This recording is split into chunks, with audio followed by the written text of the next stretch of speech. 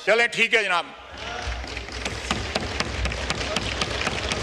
देखें, कल हमने एक आवाज जो है इन बेंचों से नहीं उठी जब लीडर ऑफ ऑपोजिशन तकरीर कर रहे थे। उन्होंने हमारी क़यादत को, प्रेसिडेंट ऑफ पाकिस्तान को, सबको अटैक किया।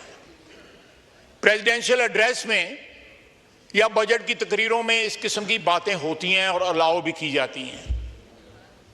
अगर आज मैं उन चीज़ों का जवाब दे रहा हूं तो कोई थोड़ी सब्र कर लें। मैं आप शर्म और या नहीं कहूँगा, मैं कहूँ सब्र कर लें थोड़ा सा। जनाब स्पीकर,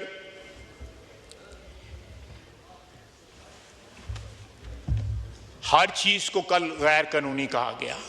आपको भी गैर कानूनी कहा गया, वज़ीर आज़म को भी गैर कानूनी कहा गया, प्रेसिडेंट को भी गैर कानूनी कहा गया।